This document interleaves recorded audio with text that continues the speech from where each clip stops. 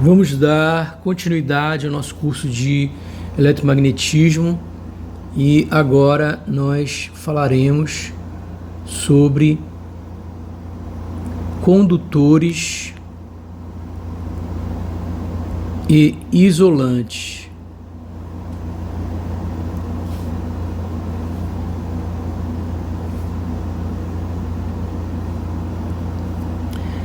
Então, primeira coisa, a gente vai definir o que é um condutor.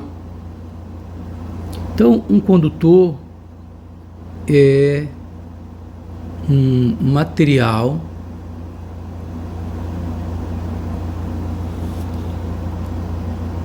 que apresenta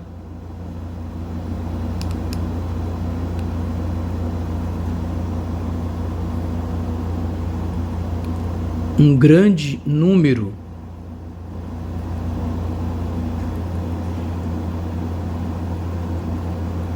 de elétrons livres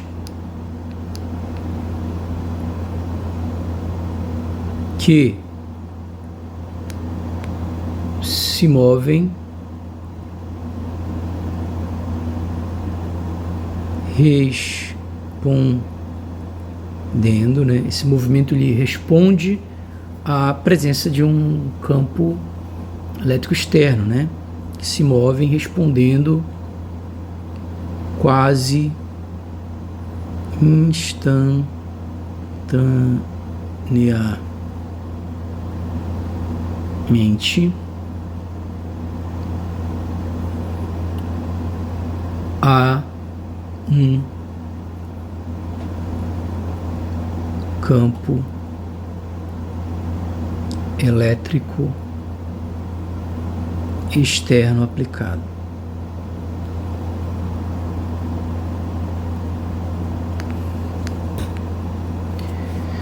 Por excelência, quem são os condutores, né? Então, os condutores por excelência são os metais, ok? Então, vamos para os condutores por excelência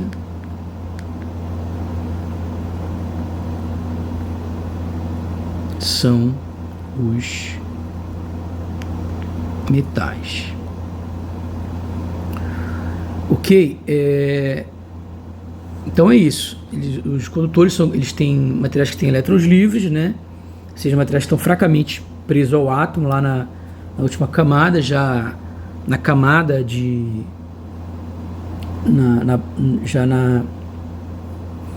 a banda de valência já está superposta à banda de condução, de forma que existem muitos estados disponíveis em que o elétron pode transitar facilmente com uma pequena energia térmica, né? E, portanto, pode caminhar livremente dentro do material, não fica preso ao átomo. Assim, na presença de um campo elétrico externo, esses elétrons se movimentam livremente dentro do material, não ficando presos a um átomo, ok? E por excelência, os condutores são os metais, né? Então, outra coisa que a gente precisa falar é quem são os isolantes.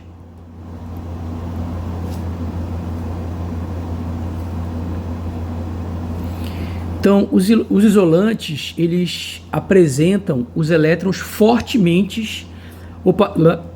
Os isolantes apresentam todos os elétrons fortemente ligados ao núcleo. Então, eles apresentam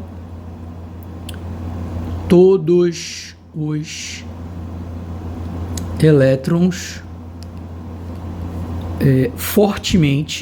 fortemente ligados ao núcleo atômico.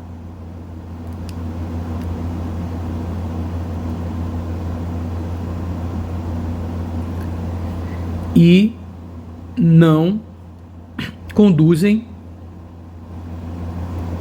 eletricidade na presença de campo elétrico externo. Ok, então já no isolante, os elétrons que estão na última camada, na camada de valência, né, os elétrons mais externos, eles estão na banda de valência, mas essa banda de valência ela se encontra completamente preenchida, não dispondo de nenhum nível de energia disponível para que o elétron possa transitar para um outro estado que não seja o estado ligado. Então ele sempre vai estar no estado ligado, sempre preso ao átomo, né, ao núcleo. E aí para ele poder ir para o próximo estado disponível, ele teria que vencer um gap de energia, já que a gente sabe que existem bandas de energia, né? Então a banda de valência é toda preenchida. Para ele conseguir encontrar um estado lá disponível, né, para que ele saia daquele estado ligado, ele precisaria ir para o que a gente chama de banda de condução. Só que para isso ele precisaria vencer o gap de energia. E essa probabilidade de vencer o gap, ela é muito pequena, ela é praticamente zero, né? Ok? Uma coisa que é importante dizer é que, obviamente, que, como eu falei, depende essa probabilidade de transição nunca é zero. Então, não existem isolantes ideais, ou seja, que não conduz nada, ou seja, ele sempre vai conduzir um pouco, mas é muito pequena essa condução, porque a probabilidade de transição para esse estado é muito baixa. Então, quanto maior for esse gap, menor a probabilidade de transição. Então, vai ter isolantes melhores e isolantes, né? Isolante que tem um gap muito alto, ele vai ser um isolante muito bom. Então, praticamente não vai ter a corrente praticamente zero mesmo. Agora, como a gente falou, a corrente nunca é exatamente zero, né? Porque a probabilidade de transição nunca é zero. Só que, em termos práticos, a gente pode considerar que essa corrente é praticamente zero, ou seja, eles são completamente isolantes. A mesma coisa para o condutor, né?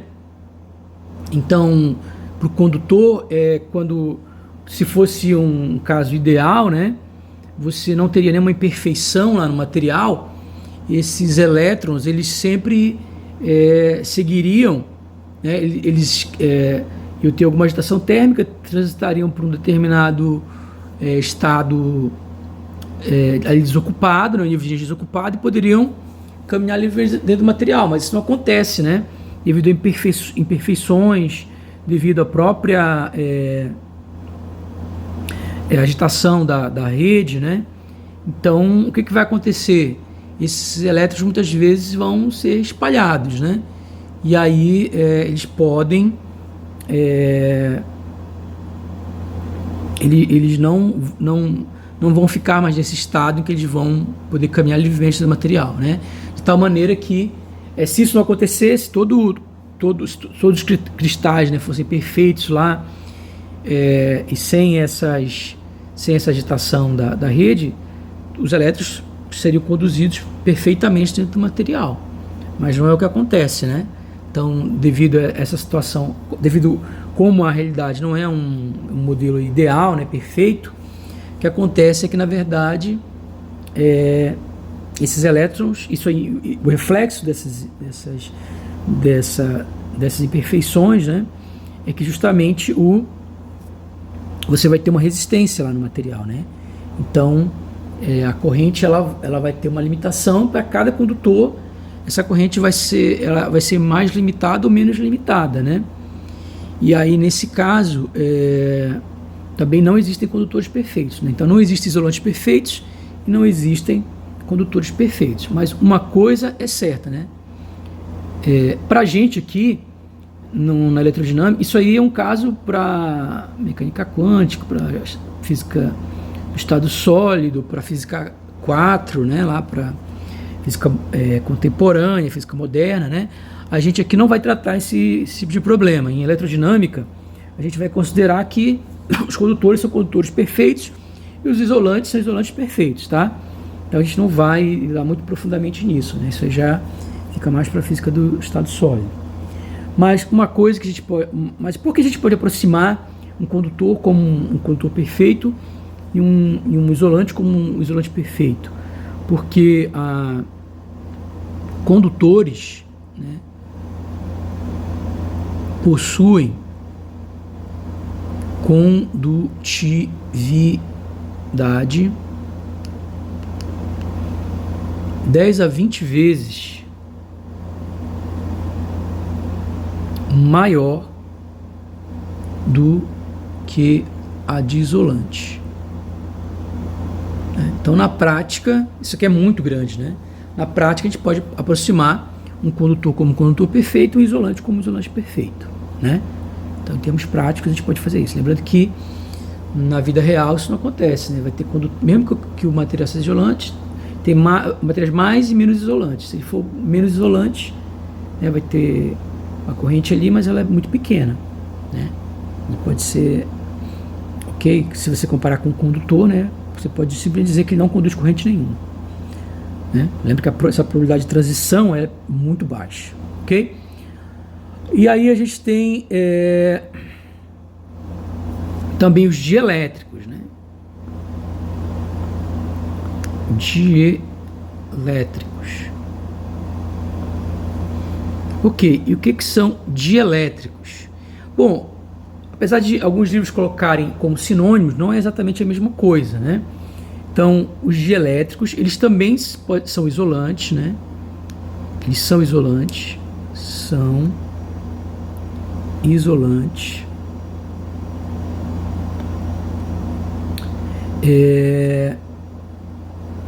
que podem ser polarizados,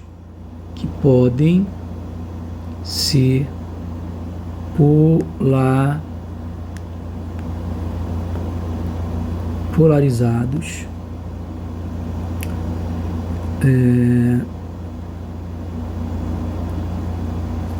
na presença de um campo elétrico externo.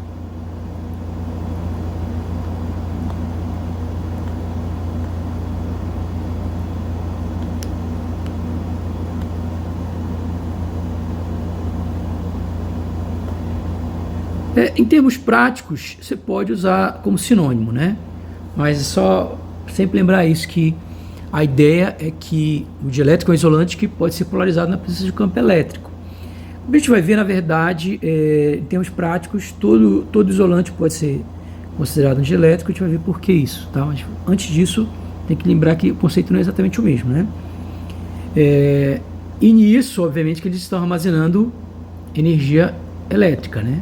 Armazenando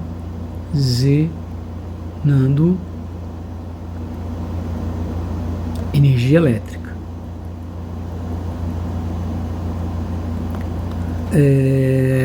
E aí, por excelência, né, os dielétricos são os dielétricos com dipolos permanentes, né? São os materiais polares, né?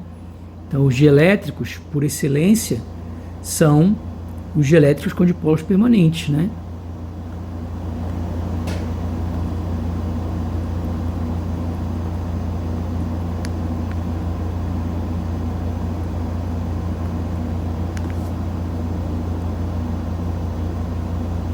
Então, esses caras aqui, eles são bastante polarizados na presença de um campo elétrico externo. E aí eles são... eles vão ter bastante essa característica de um isolante dielétrico, né? Um isolante que é polarizado na presença de um campo elétrico externo, né? Como eu falei, a gente vai explicar na prática, todo isolante é um dielétrico. Vamos pensar um exemplo bem conhecido, a água, né? Sempre é o exemplo que todo livro dá. Como é que é a água? Ela é H2O, né? Então tem H aqui, tem aqui o O. Essa parte aqui é mais negativa.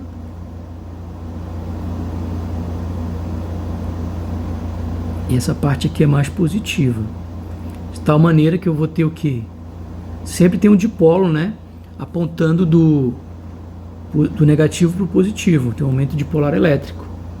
Então eu posso pensar nessa molécula aí simplesmente como uma setinha, como um dipolo, você pode pensar na molécula de água como um dipolo elétrico, né? Um dipolo permanente, ele é sempre dipolo, independente de ter campo elétrico ou não.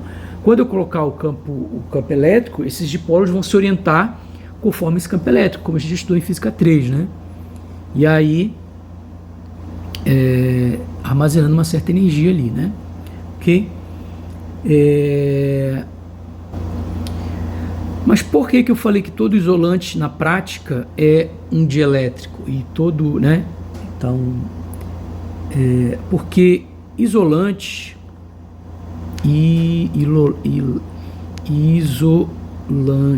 isolantes sem dipolos permanentes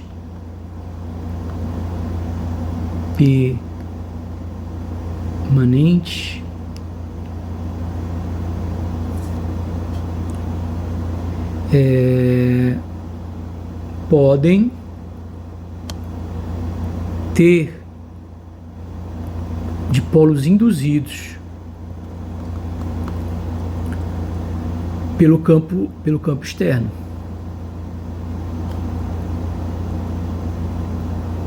Né? Então o próprio campo externo pode induzir o dipolo e aí orienta esse dipolo e ele fica ali armazenando uma energia. Então, né? Então, portanto, ou seja, mesmo que ele não tenha um dipolo, o fato de eu colocar o campo elétrico externo polariza a molécula. Então, portanto, na prática,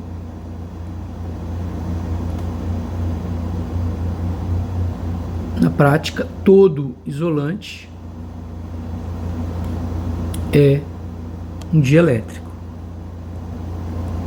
Embora a definição não seja exatamente a mesma, né? Na prática, né? Eles são a mesma coisa, tá? Por quê? Porque quando você tem uma molécula lá do isolante, né? Então você pensa naquele modelozinho simples aqui, onde eu tenho um núcleo, tem aqui uma eletrosfera. E aí esse núcleo, ele é positivo. Esse núcleo é positivo. E a minha eletrosfera, ela é negativa. No momento que eu coloco o campo, então vou colocar aqui, isso aqui, sem campo externo. Sem campo externo. Sem campo elétrico, para ficar mais claro, né? Sem campo elétrico externo. Agora, o que acontece quando eu coloco um campo elétrico externo? Então, isso aqui é sem campo elétrico externo.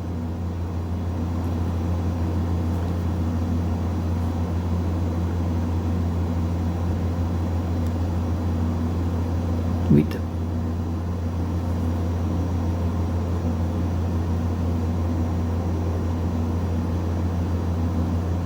Ok. Deixa eu fazer aqui na minha. E aí eu vou copiar isso daqui.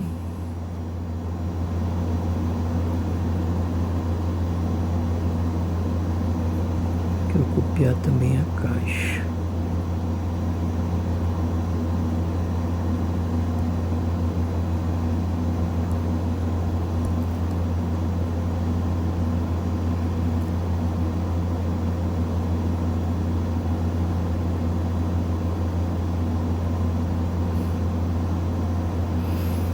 Ok, e aqui o que acontece com o campo elétrico externo, né?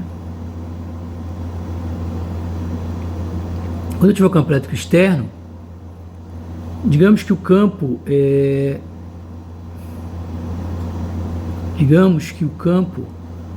externo esteja, vamos colocar ele para cá, tem o campo elétrico externo para cá. Então, na presença desse campo elétrico externo que está para a esquerda, os elétrons que fazem parte da eletrosfera, Era melhor ter apagado, né? Que está atrapalhando. Depois eu pego aqui. Os elétrons que fazem parte da eletrosfera, eles vão se deslocar mais para cá. Então isso aqui vai deformar a minha, né? Deformar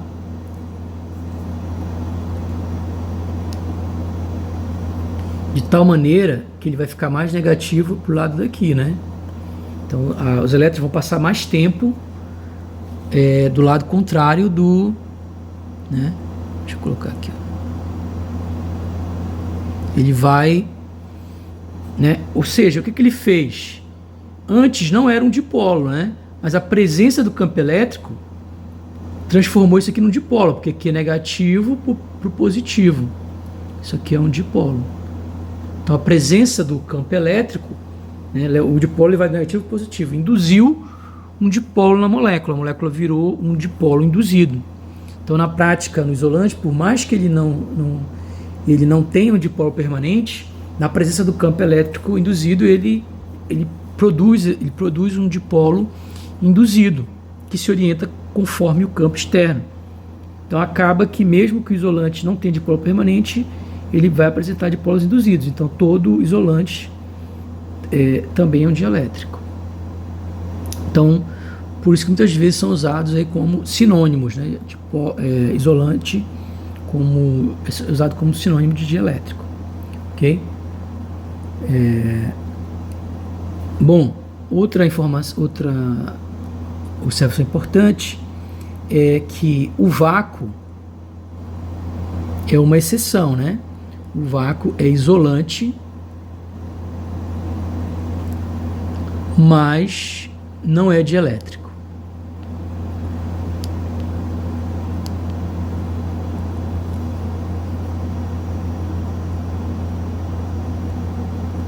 Então, essa aqui é a única coisa que mostra que dielétrico e isolante não é a mesma coisa, né? Porque o vácuo é isolante, mas o vácuo não é dielétrico. Por quê? Porque ele não pode ser polarizado, né? Então não tem carga nenhuma para polarizar, né? Então a gente está falando aqui de física clássica, né? Então o vácuo é isolante, mas você não tem cargas ali para polarizar. Então ele não é, desse ponto de vista, ele não é dielétrico.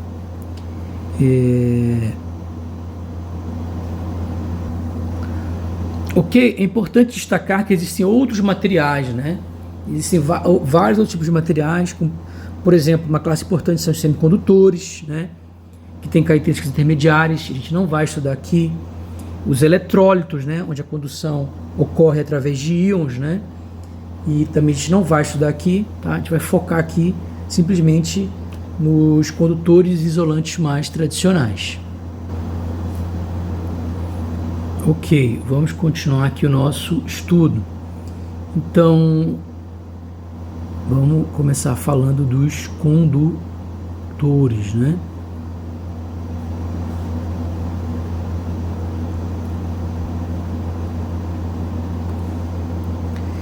Então, se um condutor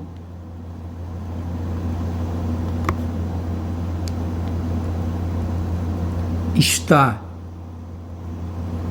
em equilíbrio estático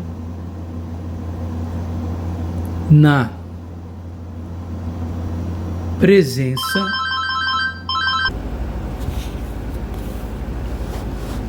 de um campo elétrico externo,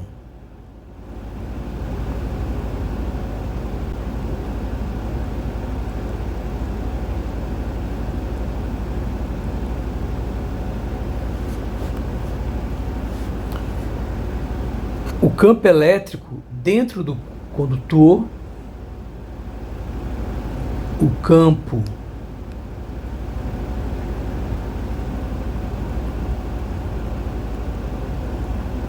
elétrico dentro do condutor deve ser igual a zero.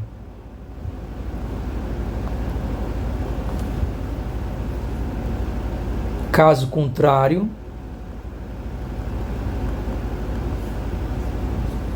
o equilíbrio estático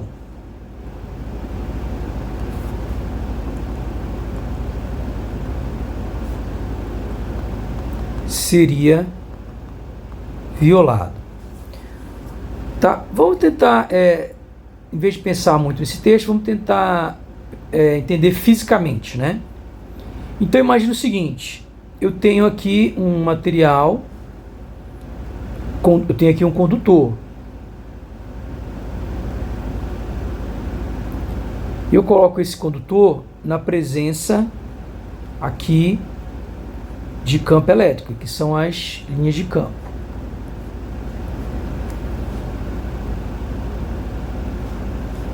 O campo elétrico externo, tem que estar na presença de um campo elétrico externo. O que vai acontecer? O campo elétrico, digamos que aqui pode ser um condutor com maciço, né? Tá? Pode ser, e poderia ser oco também, tanto faz. Mas vamos considerar que ele é um condutor maciço. Que aqui maciço, digamos, sem cavidade. E aí, quando os elétrons livres desse condutor, eles vão migrar todos para esse lado, né? Eles vão sempre se movimentar na direção oposta ao campo. E aqui, obviamente, que vai ficar os átomos, os núcleos que estiverem desse lado aqui, eles vão ficar com menos elétrons. E os núcleos aqui vão estar com mais elétrons.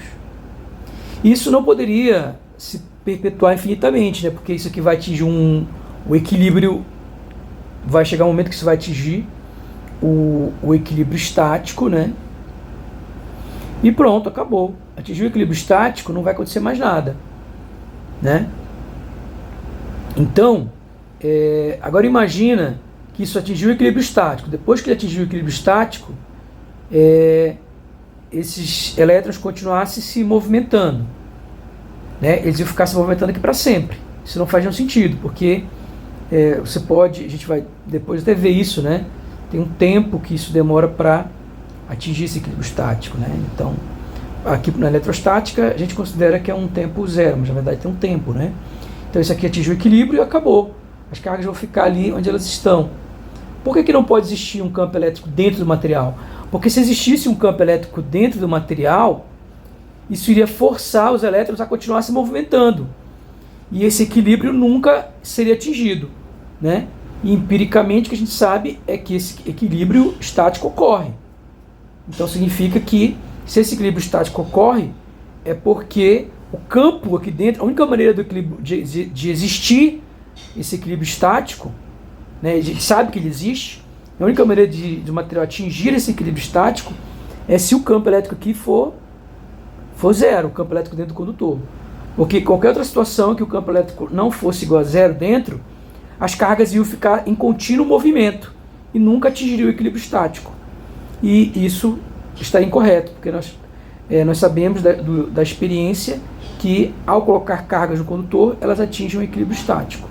Então significa que a única maneira de atingir o equilíbrio estático é se o campo dentro do condutor for zero. Porque se esse campo não for zero, como o condutor está cheio de elétrons livres, esses elétrons iam continuar em movimento para sempre e nunca atingiriam o equilíbrio estático. Então a gente sabe que isso não acontece, tá? A gente sabe que vai atingir o equilíbrio estático. A única maneira disso acontecer é que o campo elétrico dentro seja igual a zero. Então o campo elétrico dentro de um condutor sempre é igual a zero. Ok, então algumas observações que a gente pode fazer são qualquer carga, né, qualquer carga aqui colocada no condutor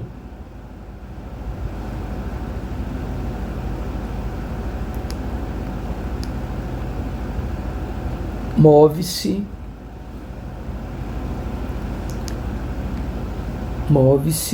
para a superfície. Segunda observação, o potencial ele é constante, já que o campo elétrico é igual a zero, né? Campo elétrico igual a zero é a mesma coisa que potencial constante, né? Já que o campo é menos o gradiente do potencial, o que significa o campo elétrico ser igual a zero? Quer dizer que o potencial é constante, né? Então, eu posso dizer que um condutor ele é caracterizado por um campo elétrico igual a zero e é caracterizado por um potencial constante.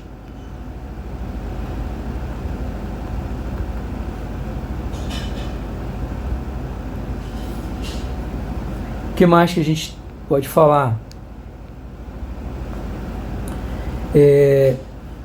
Qualquer superfície que eu pegar aqui, qualquer seção que eu fizer nesse material, em qualquer direção, eu sempre vou ter ou qualquer superfície curva aí dentro que eu considerar, ela será uma superfície equipotencial. Ou seja, na verdade, todo esse volume ele é equipotencial. Então, num condutor,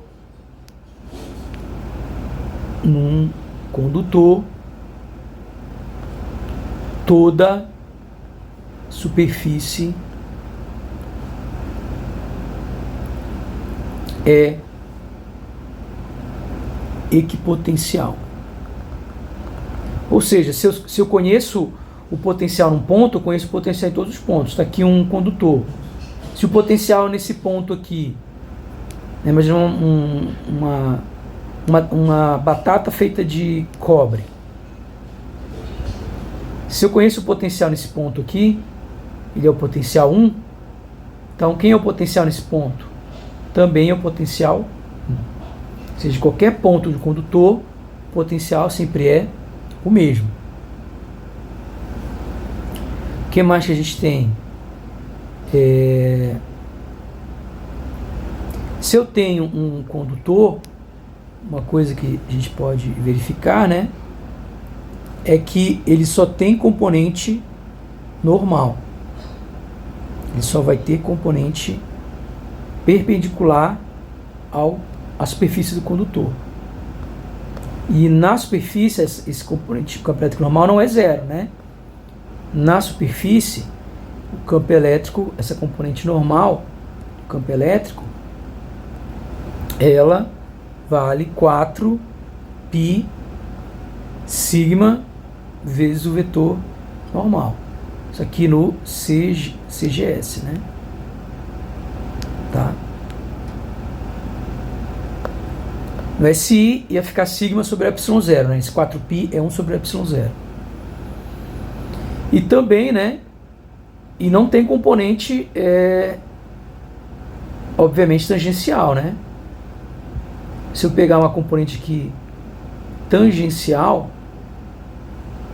ela não existe, tá? Ela é igual a zero. Componente tangencial aqui é zero. Eu só tenho no condutor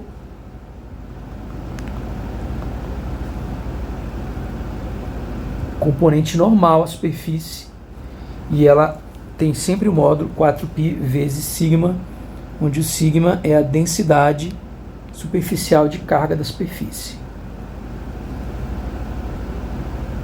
E aí a gente pode ter aqui um condutor com uma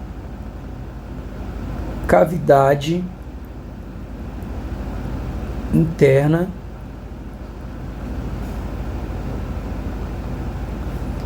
num campo elétrico externo. Então, o que acontece quando eu tenho um condutor com uma cavidade interna? Ok? Então, tenho aqui o meu condutor e aí eu tenho aqui uma cavidade interna. Então, eu vou ter o seguinte, ó. Eu tenho aqui digamos, um ponto A na superfície e um ponto B na superfície aqui interna do condutor, né? Então esse aqui é o meu condutor.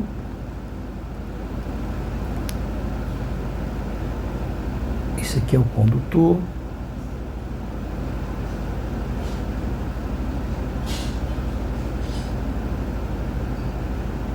Condutor. E aí você tem o campo aqui, né? Campo elétrico. Então aqui o campo elétrico externo, ou seja, esse condutor está num campo elétrico externo, está dentro de um campo elétrico, está na presença de um campo elétrico. Eu vou fazer uma integral aqui fechada. Fazer uma integral aqui de linha, né? Então, essa integral de linha é no caminho C. Essa parte de fora eu vou chamar de C1. E essa parte de dentro eu vou chamar de C2, que está dentro da cavidade, né? Então, ele tem aqui uma cavidade aqui. Cavidade. Tá aí, não dá para ver que é uma cavidade. Né? Então aqui é a cavidade, né? Então ele é oco por dentro, né? Então ele é um condutor, imagina, é uma esfera, um objeto com uma batata, né? Toda só que feita de cobre, só que por dentro ele tem um buraco lá dentro, né? Tem um espaço vazio lá dentro, ou seja, ele tem uma cavidade, ele é oco por dentro, tem uma cavidade lá dentro. O que vai acontecer? Bom, se eu faço essa integral aqui, nesse caminho que eu chamei de caminho C,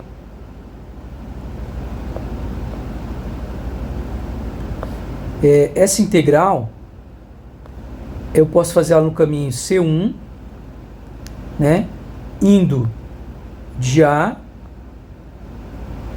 de B para A, desculpa, né, ou seja, posso fazer ela nesse caminho aqui, ou eu posso fazer essa integral. Na verdade, eu vou começar aqui em A, vou integrar até aqui. Quando chegar aqui, eu tenho que integrar no caminho C, para poder fazer o caminho C formado aí pelo C1 e C2. Então, é o caminho fechado C. E aí, para fazer o C2, eu vou do A para o B, né? Então, o C é esse caminho fechado. Mas para poder fazer esse caminho, integrar um caminho fechado, eu tenho que fazer essa integral que é aberta em C1 de B até A e essa de C2 de A até B.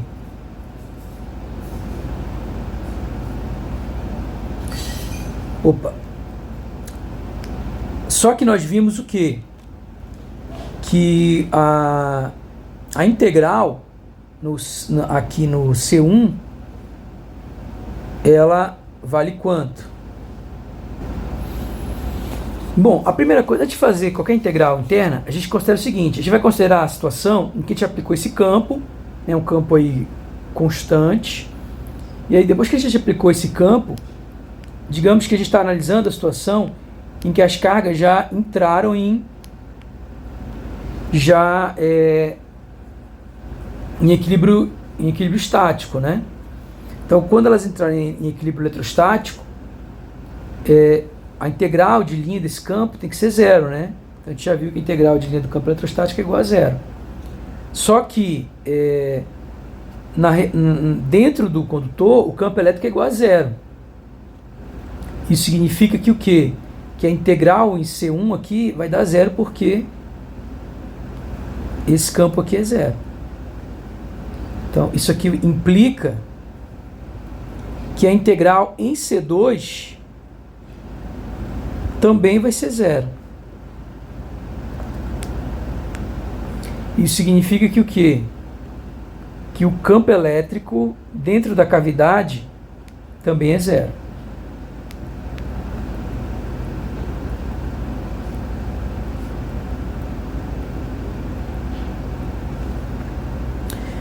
Ok, então algumas observações que a gente pode fazer nesse caso. Os elétrons livres se redistribuem de forma que a densidade de carga é transportada para a superfície externa, né? Então isso sempre acontece. Os elétrons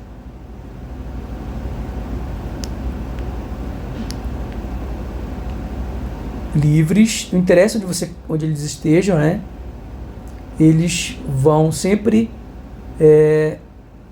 tender a se caminhar para a superfície externa. Se redistribuem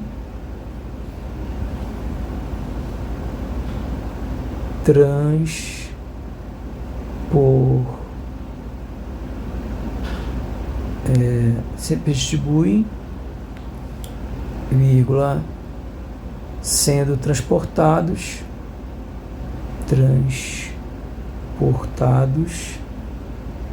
para a superfície externa.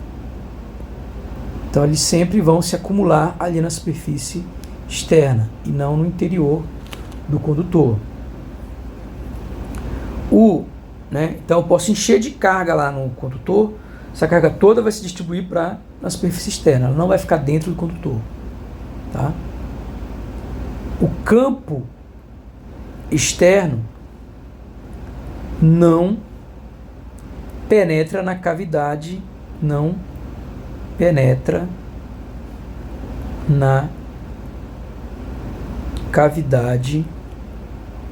de um condutor.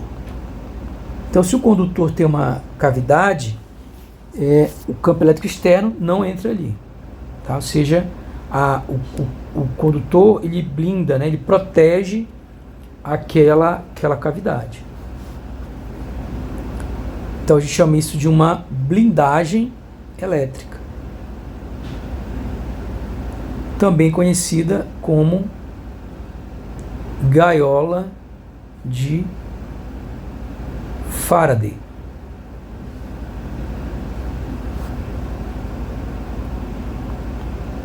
Protege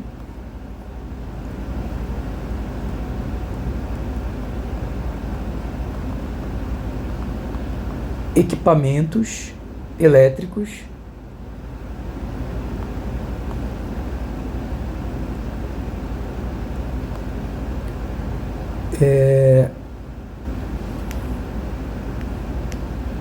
e protege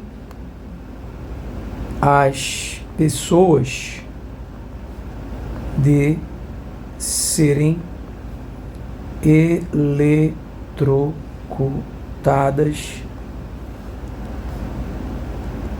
dentro de um carro ou avião atingidos por um raio. Então, se um raio atingir um carro, um avião, você não é eletrocutado lá dentro, porque ele vai servir como uma gaiola de Faraday, uma blindagem. Ele é um condutor e dentro da cavidade, esse campo elétrico externo, ele não penetra, né? Ou seja, as cargas, elas todas se redistribuem na parte externa do condutor. Ok, outra coisa que nós precisamos falar é de um condutor com uma cavidade contendo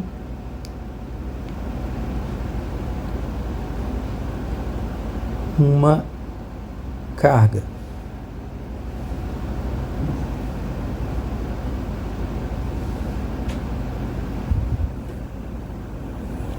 Então, aqui eu tenho um certo condutor, esse condutor tem uma cavidade, e essa cavidade contém uma carga, digamos, positiva.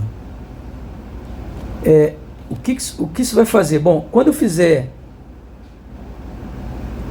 Vamos analisar o que vai acontecer aqui.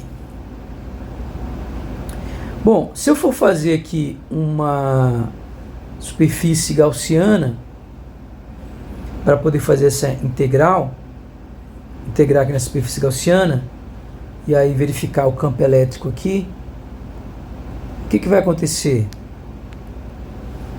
A gente vai ter que, bom, esse campo elétrico ele tem que ser zero, né? A gente sabe que o campo elétrico numa superfície dentro do campo, aqui está dentro do campo do condutor, dentro do condutor o campo elétrico é igual a zero, né? Então eu vou ter integral de E ds, né, nessa superfície aqui, vou chamar de S1, e aí essa superfície fechada, digamos aqui no CGS. No CGS a gente tem, em vez de sobre ε0, 4π. Então 4π vezes a carga aqui dentro. Tá assim, a carga interna. Carga interna. Total, né? Só que o campo elétrico aqui é igual a zero, porque esse campo elétrico está num condutor. Então quer dizer que a carga interna tem que ser igual a zero. Mas a carga aqui é positiva. A única maneira da carga ser igual a zero é eu ter uma carga idêntica a essa aqui, mas distribuída aqui nessa superfície.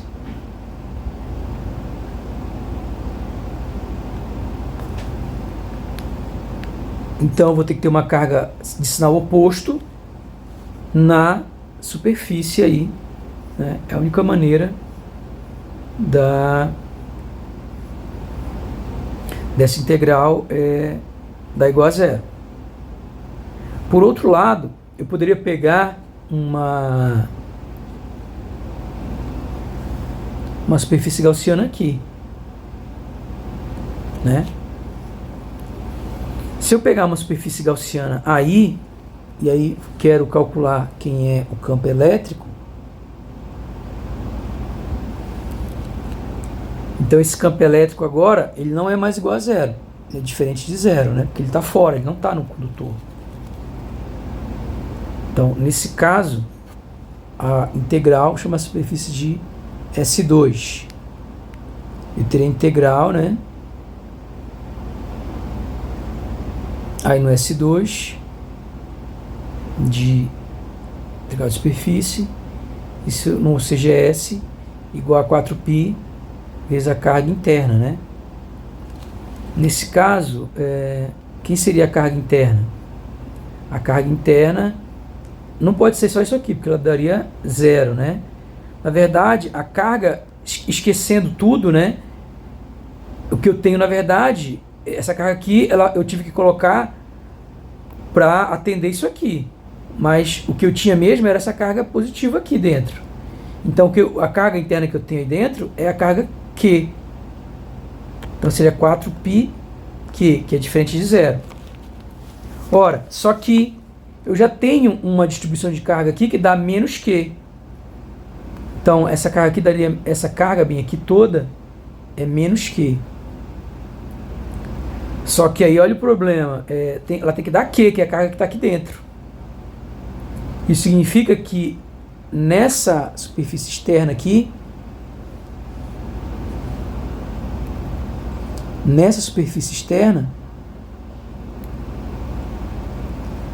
eu também tenho que ter uma carga.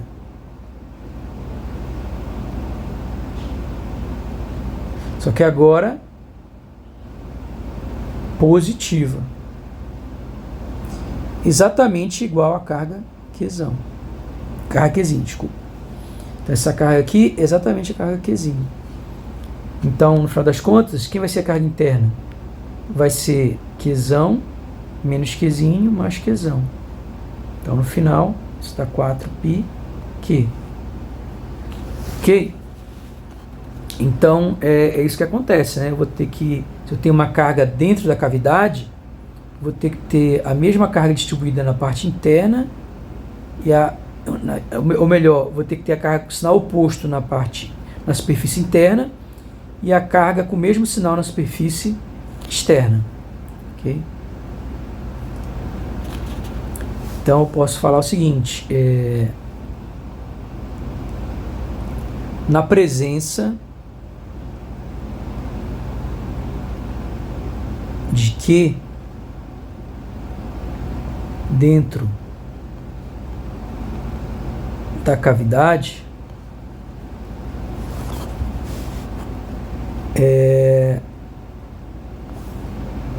ou melhor, a presença de Q na cavidade induz densidades de carga nas superfícies interna e externa do condutor.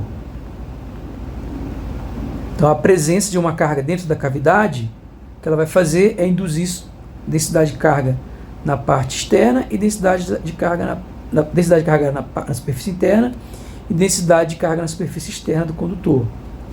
Certo? Ok. Bom, mas no final das contas, essas densidades de carga, elas se anulam.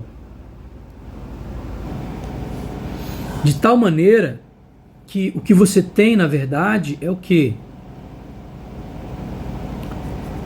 Né? Eu vou repetir isso aqui, ó. Vou pegar isso aqui. Só que eu vou apagar essas cargas, né? Ou posso deixar, tanto faz. Então, no final das contas, quando eu boto o condutor, o que ele faz? Vou tirar isso aqui, né? Isso aqui é só uma superfície imaginária. Ele induz uma densidade de carga dentro e induz uma densidade de carga fora. Agora, quando eu for pegar um ponto, quando eu for fazer a lei, pegar uma superfície gaussiana aqui,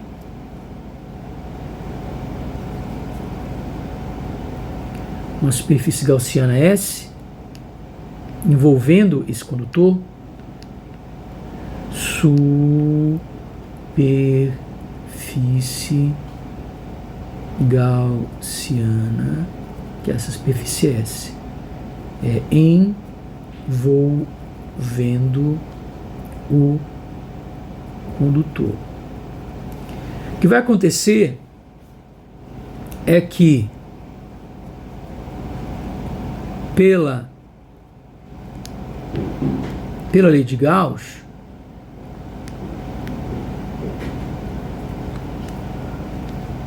o campo elétrico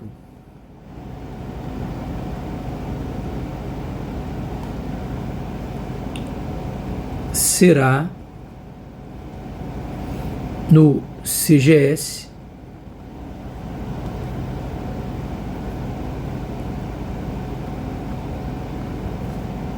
Q sobre módulo de R ao quadrado R, né?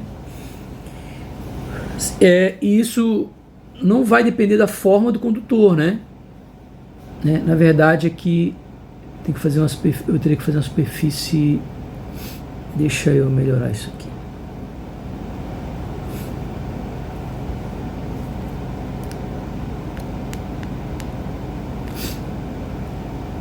Eu vou envolver com uma superfície esférica, né? Para dar aquilo ali, teria que ser uma superfície esférica. Então deixa eu apagar aqui tudo. Vou apagar aqui.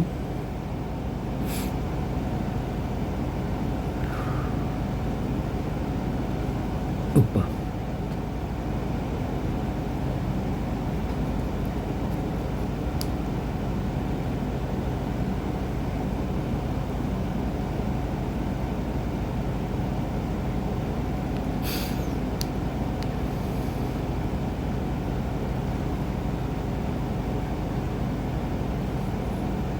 Quero fazer ela esférica. Ok, então pronto. Agora ficou melhor.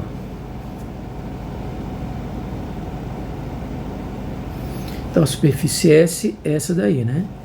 E aí você vai ter aqui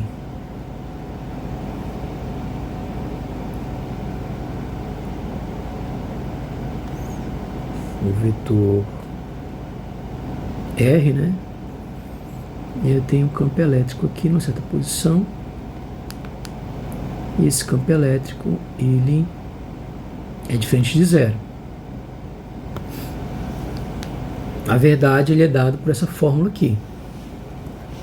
Certo? Então, percebe que isso aí é independente da forma do condutor ou da cavidade, né? Então,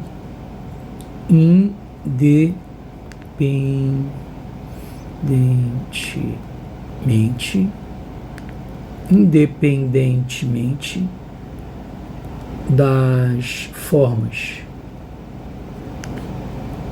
do condutor ou da cavidade. Então a gente observa o seguinte, que se eu tenho um condutor num campo externo, dentro desse condutor o campo elétrico ele é igual a zero. Mas se eu tenho uma carga, né, dentro da cavidade de um condutor, o campo elétrico externo não é igual a zero. Né? Se você tiver uma carga fora do condutor, essa carga gera um campo. Mas esse campo não aparece dentro do condutor. O condutor ele faz uma blindagem, né? A cavidade fica blindada. Mas uma carga dentro, ela gera um campo fora. Ou seja, o condutor ele não blinda o exterior da carga interna, né? Ele só blinda a parte interna da parte exterior. E é isso. Na próxima aula a gente continua.